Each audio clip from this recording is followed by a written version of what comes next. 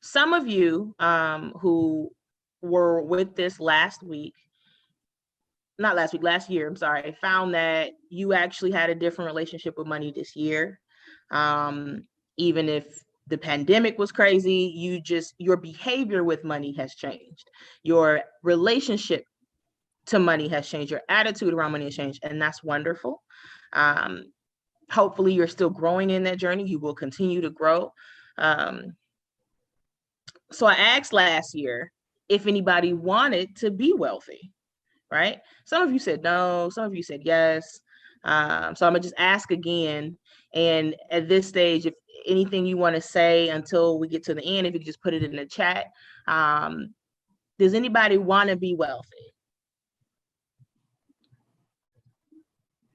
Bryce, I'm just not. Yes. Yes. Okay. Yeah. Yes. With the exclamation points.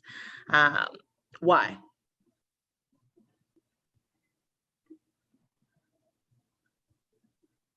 Why? I think it kind of goes back to what I'm gonna bless you, brother Marcus. Please go ahead and put that in the chat, my good brother. Oh, my bad. Go ahead. No, please. I want to hear your response, but if you could put it in the chat. And the purpose for that is just so that we can make sure that we have enough time for everything. So I do apologize if that seemed abrupt. But if you have the space to tell me why, please do, because it's lit. Okay.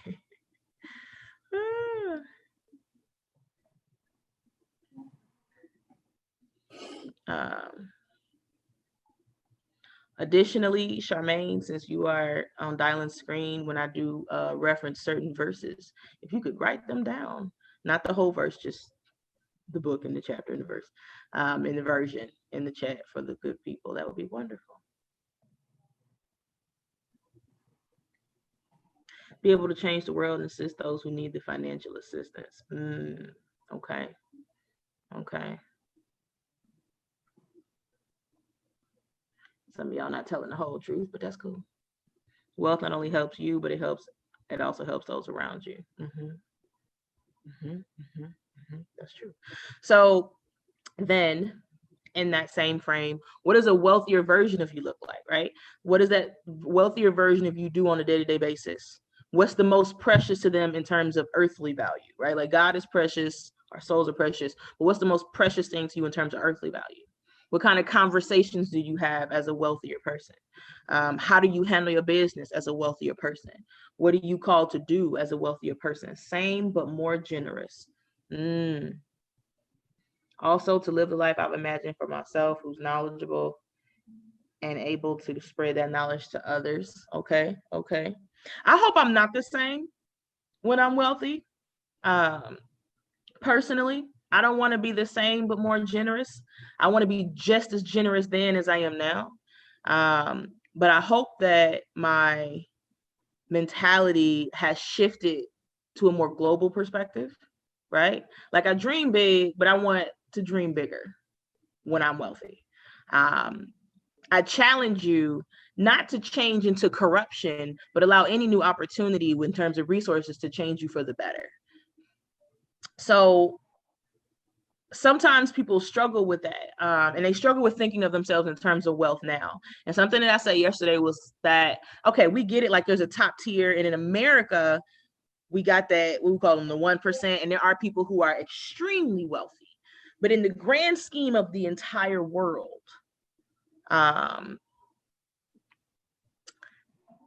close your eyes for a second. Everybody close your eyes. Think about all the things in your home. Now I'm coming in there with a trash bag. I'm taking your clothes. I'm taking your bedding, your books, the food in your fridge, food off your plate. I'm taking the technology you're using for the Zoom right now. I'm taking your car. I'm just taking your stuff. It's gone.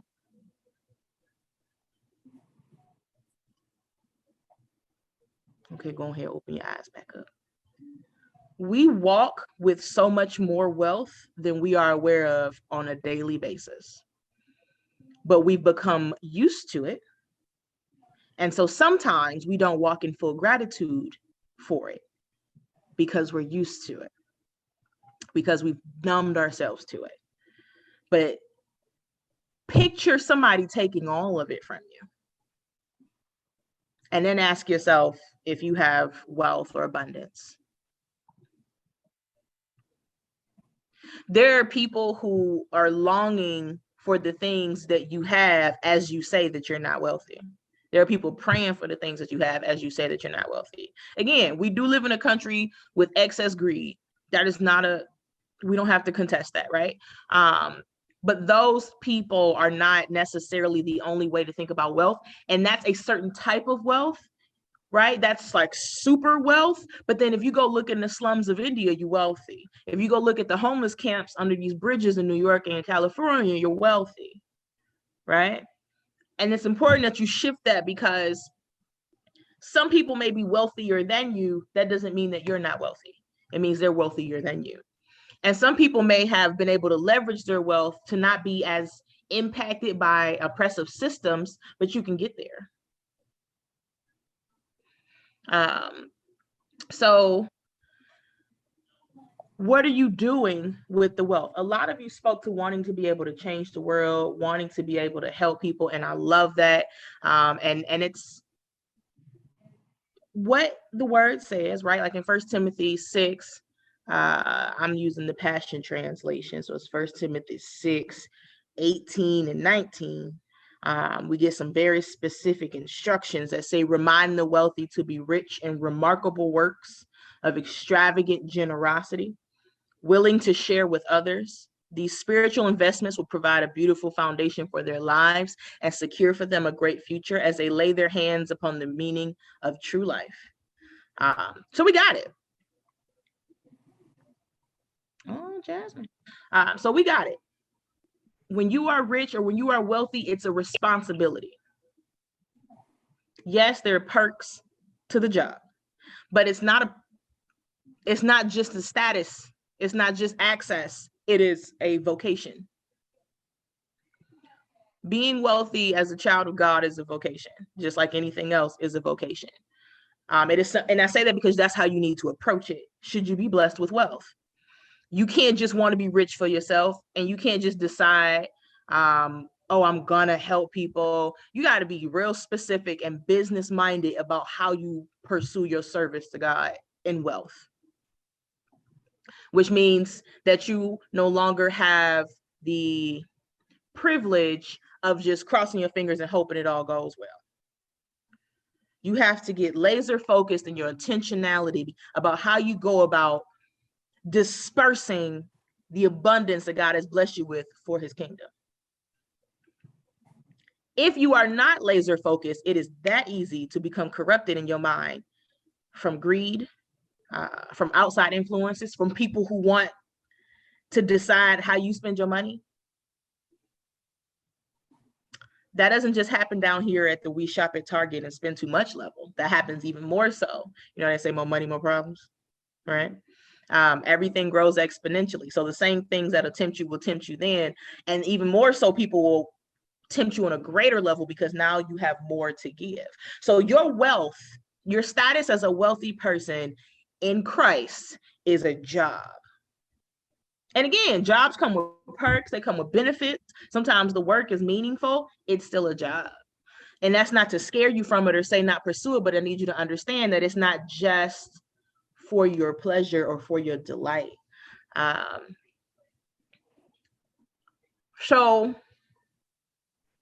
maybe your income has increased from last year, maybe not. Maybe your mindset has increased, maybe you still have a way to go.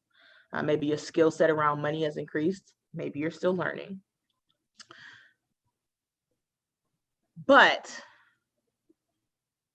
more than likely, this may not apply to everybody, but more than likely, at least some of you have been hearing like a quiet whisper telling you to dream a little bigger,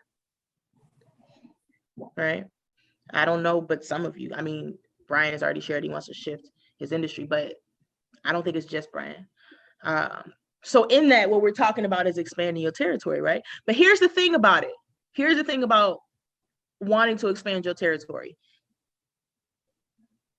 Once you make that decision in your mind and align your heart and then speak it out with your mouth, it's going to come at you real fast. So, no, don't believe me? Okay, so we're in First Chronicles 4, verse 10. There is Jabez, who was a son of Judah, okay? His mama named him because he had a painful birth. So he already just came into the world causing a ruckus. And he was a well-known man, and he was well-respected, right? And he called on the God of Israel, saying, oh, that you would bless me indeed and enlarge my territory, that your hand would be with me, and that you would keep me from evil, that I may not cause pain. So God granted him what he requested. There is no space between his prayer and God granting what he requested. He let it finish out of his mouth, and it finishes with an exclamation mark, and God granted it. When you ask for these things, they may come at you way faster than you imagine. Sometimes God's just waiting on you to ask. I specifically chose this version. This is the New King James Version. This verse, of course, has many different versions, but the New King James Version is the only one that I found that says, you would keep me from evil, that I may not cause pain. Some versions say that I may not endure pain, that I may not experience pain, or keep me from pain, but this says that I may not cause pain. Because sometimes we don't think about the harm, the potential for harm. We worry about our souls, we worry about our harm to ourselves, but not the harm that we can cause by going out into new territory unprepared. So what you have here is a very specific outline about what we ask God when we're talking about expanding our territory, right? First, just bless me. Just bless me. Period. Just bless me, Lord. Thank you. Just bless me. We ain't even talking about the territory. Just bless me. And then enlarge my territory. So first, you got to get comfortable with talking to God and asking for blessings. There is a lot of activity in the church that leads people to feel like they can't really talk to God, and they can't ask God for big things. They can't ask God for blessings. They can't ask God for nothing. They don't want to bother God. I have never been more irked in my life than when I hear people say they don't want to bother God. You can't bother God. First of all, there's not a need that you have that hasn't already been met, and you just haven't reached the meat yet. But also there isn't a need that you have that is bigger than anything too big for God to deal with. Third of all, God already knew about these needs, okay? Before you opened your mouth. What you're doing when you ask God to bless you, God is already prepared to bless you. God has already ordained the blessings for your life. But what you're doing is really convincing yourself to open up and be receptive to the blessings. God blesses you every day. But at this point, you are telling God, I see you, I honor you, I thank you. Please continue to do what you've been doing. And I'm finally going to allow myself to be opened up to what you're already doing in my life. So first, you have to open your mind and be receptive to the abundance that's already around you. All right.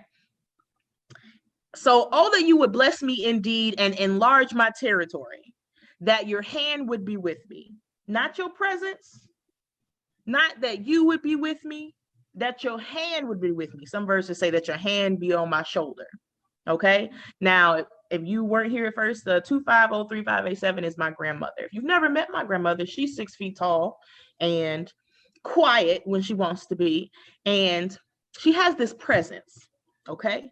Her presence is terrifying. She's not terrifying. She is wonderfully kind and smart and intelligent, but she's just so regal. That her presence just makes you kind of want to get it together and check in. What am I doing? Am I doing something wrong? Am I lying, Brian? You just be like, okay, all right, let me get myself together. And the idea of my grandmother stepping into a space, I'm using her as an example, and just putting her hand on my shoulder, right, is reaffirming and it's calming, but it's also guiding. And that's just my grandmother. So when you think about God having his hand on your shoulder in your decision making, and you feel that little gentle squeeze, like, right? Turning you ever so slightly when you getting off path, getting off track. Sometimes we ask God to go before us. Sometimes we ask God to walk with us. But God putting God's hand on your shoulder is God guiding and directing you.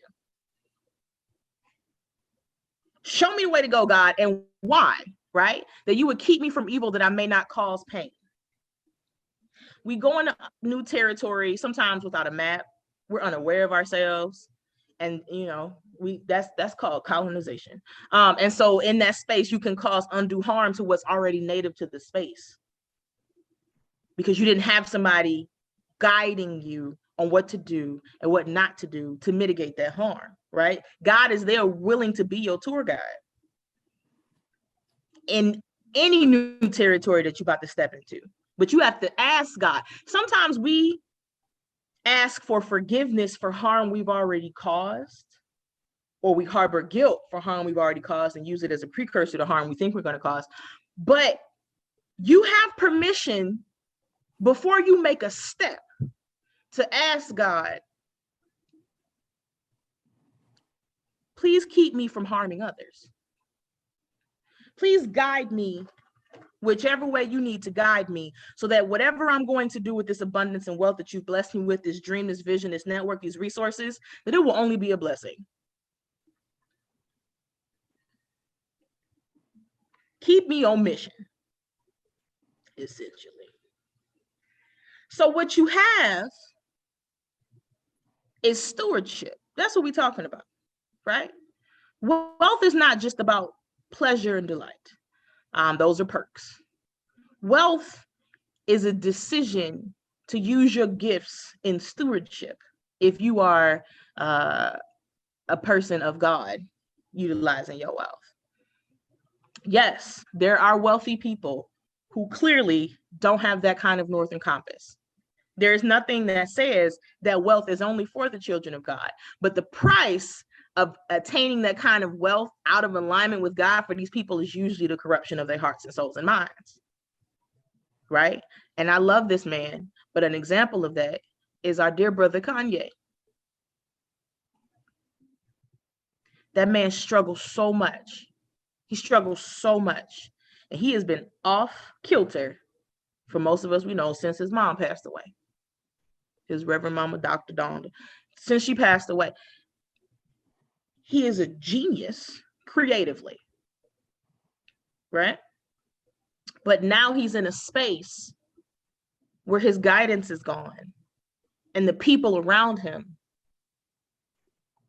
are not promoting that kind of spiritual compass. And so his wealth is just, that can be you if you are not asking God to go ahead and order your steps in wealth. But what that requires though, what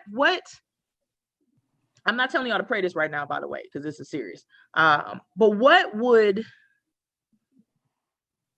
give you pause, if there is any pause, in this kind of prayer?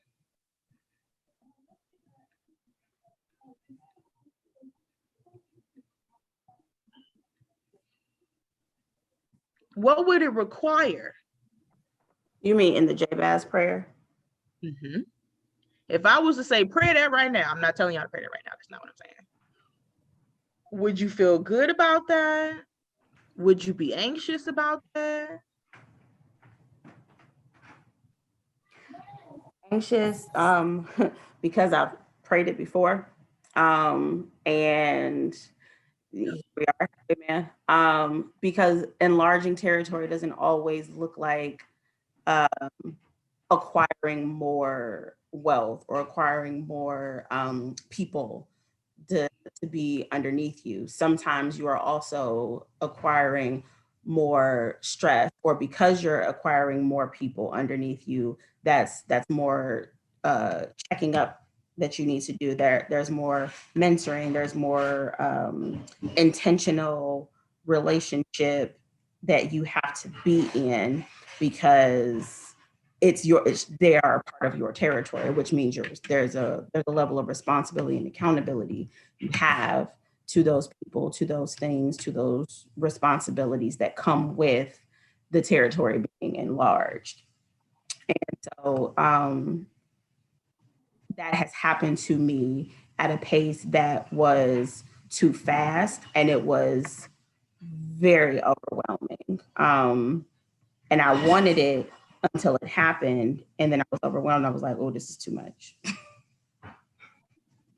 So I mean, I figured out how to make it work, but I think I wish I would have had more training prior to, so that I could have managed it better as soon as it came. Like, I was forced to manage it because it came so fast. It was overwhelming, and I didn't want to stay in that state much because it was very uncomfortable.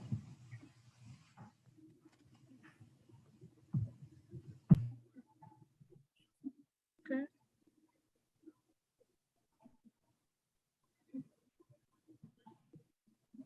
Oh, all right, Brother Marquis. I hope your eyes feel better. What else?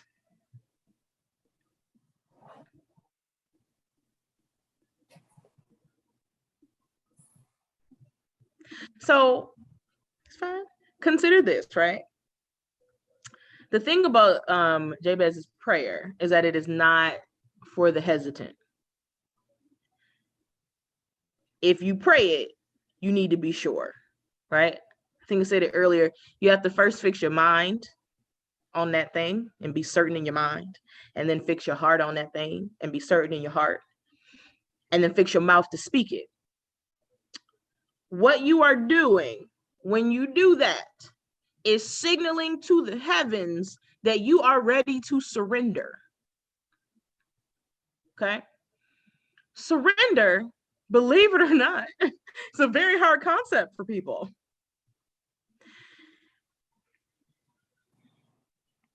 Some of us are struggling with that right now, surrendering unto God, right? We surrender some things unto God. We surrender when it's beyond us. We surrender at the last minute. We surrender in the 9th inning, but we don't surrender from the beginning.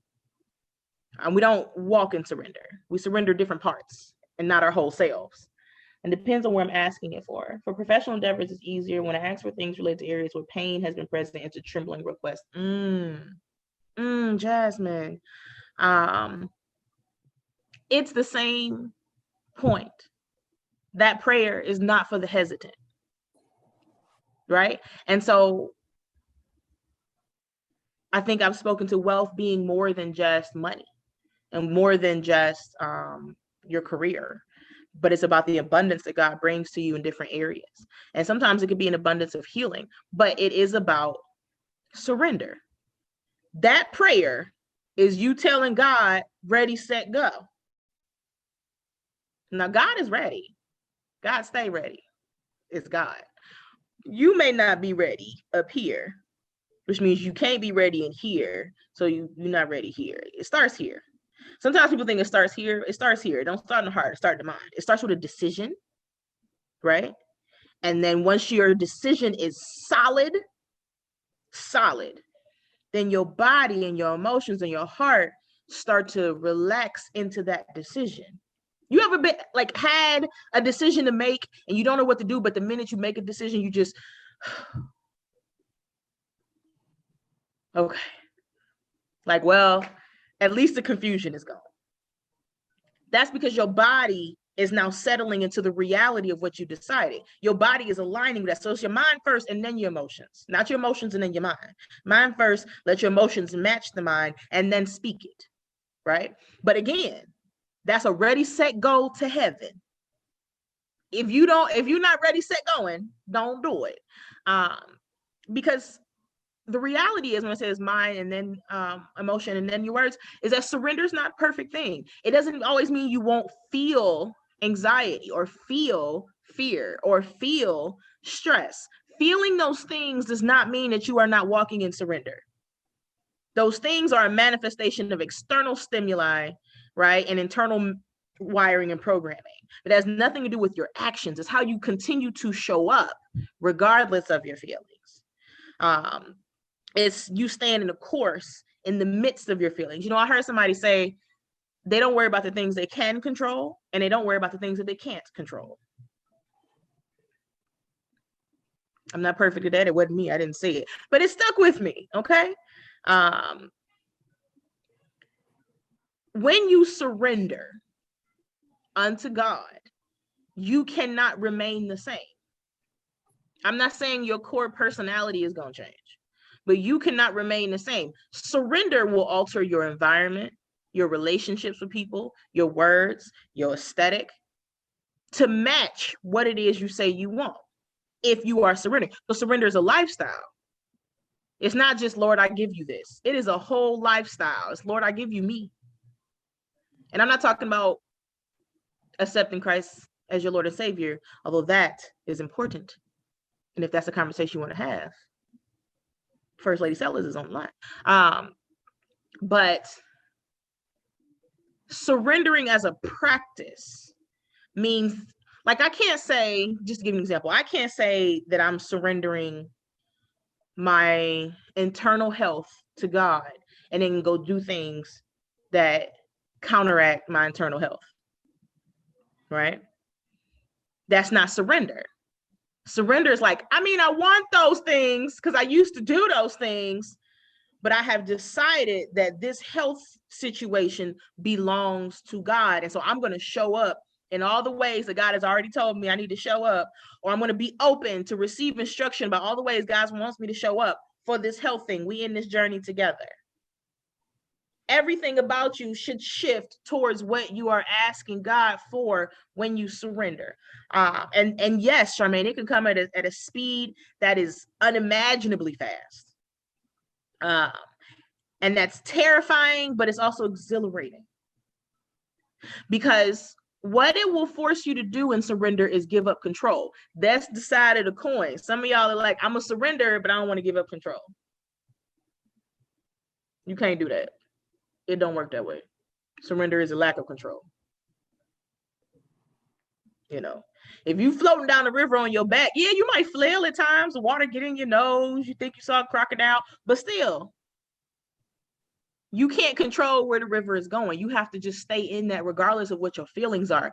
And if you've ever tried to float on your back in the water, you also have to stay in a position of openness to stay afloat. You have to surrender to the water. You have to surrender to God if you're going to pray that prayer. Now, what if that's like not your thing, right? That's not your thing. You don't know how to do that. So my thoughts on that is practice small moments of surrender throughout your day. Practice giving it over to God. Grow that muscle, right? You don't only have to surrender the bad things to God. Practice something easy. God, what should I have for lunch? Let God tell you. Just do that all day. Lord, where you want me to stand in this waiting room that I'm in? And that sounds silly, right? But you never know who might stand next to you, who might need to hear something from you. The more you open yourself up to all the little tiny ways in your life that you can be in surrender, in the practice of surrender, the better you will get at understanding how you're constantly being used by God for the good. And the more you can understand that, the more you will see evidence of that, right? And the easier it will be for you as you're growing that muscle to relax into it. Like, you know what? You just kept showing up all day, guys. So I know you here. I appreciate you. Hand on my shoulder. Hand on my shoulder. Thank you. Appreciate you. I think I'm ready for us to try some newer things, some bigger things, right? Work your way up to the prayer. I'm not going to tell you to pray the prayer today. I'm going to tell you to get real about where you are in your point of surrender. And that too is something that can be worked on. Start with the things that are easy. Start with the things that are low friction, right? Some people can just do cold turkey. Some people pray it without understanding the magnitude of it and have to do it cold turkey. But start where it makes sense for you to start. If you're not a cold turkey person, you know, some people are built like that. If you're not a cold turkey person, today is not the day. If you a gradual steps kind of person, take gradual steps of surrender. Everything in your life will show up for you in accordance to those actions. The more you start surrendering to God, the more God will give you opportunities to surrender. The more God gives you opportunities to surrender, the more comfortable you will be with surrender. It's just cyclical, you know? Here's another thought.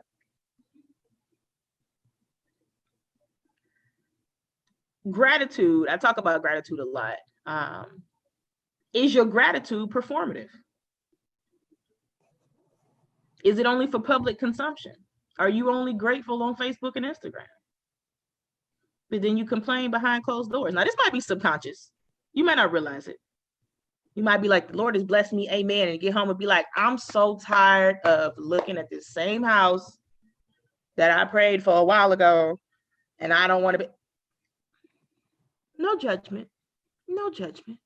But if that is the case, right? If your gratitude has been performative, start internalizing it. Spend some time really getting into your sense of gratitude, growing that muscle as well. Be grateful for little tiny things, silly things, kind of stuff that make you laugh. Grow that muscle. In terms of expanding your territory, right? Expanding your territory, again, doesn't have to be vocational. Wealth is a vocation, though. Please hear that. Wealth is a vocation. What dreams are like nagging at the edges of your mind? You know what I'm saying? Enmeshed in between fear and imagination. It's something back there. It's something back there that you are struggling to accept about yourself. And it is a dream. It is an idea. It is a hope. It is a desire that you're like, I don't know if I'm ready for that. Identify it. Meet it where it is. Talk to it. Get to know it. Even if you're not ready to be in relationship with that dream, swipe right. Okay? On that dream. You ain't got to give it your number. You ain't got to meet up for coffee. Just swipe right. Read the profile. Because all it's going to do is keep nagging at you. And more than likely, there's something for you at the end of, on the other side of that. It's a reason it's been nagging at you. That might be, especially if you've been wondering how to move next. You know, some of us, I'm looking, we all a little older than we used to be back in the day. And so we're starting to think about our legacies, right? And our impact. I didn't think about that when I was 22. I did not think about legacy and impact when I was 22, 23. Now I'm 110 years old and I'm thinking about that, right? Your legacy and impact might be on the other side of that dream you're ignoring, trying your hardest to ignore. And then this is my last thought as it relates to these. These are not, this is not homework. These are not reflection questions. I have reflection questions. These ain't that. Who is missing out because you aren't living your dream? Like envision that person, right? How old are they? What do they like to do? Can they identify with your story? Is your future testimony of surrender and asking God to expand your territory the turning point for their salvation? Who's waiting on you? Ask God to show you who's waiting on you. Ask God to reveal to you the spirits of the people who are specifically waiting on you.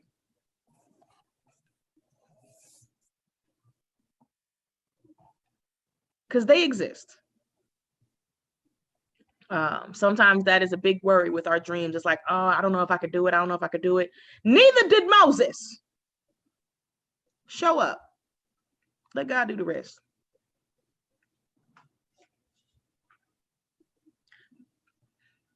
But the thing about that is that you always have to remember is that everything about Moses's life that made Moses doubt himself because of what he experienced is specifically what was needed for him to stand in that room in the place and say and do the things that he did. Some of the stuff y'all struggling with on the other side of it, it becomes a tool. You know what I'm saying? It is, I was thinking about this today when I thought about my career trajectory. That's a word. And how unique it is, right? All these bits and piece careers that I've had, these jobs that I've had, and how they look as a whole picture. And when I think about some of the things that I'm stepping into and moving into and deciding to do, it feels piecemeal, but it feels piecemeal because what it is that I have been deemed to do by God has not existed before me.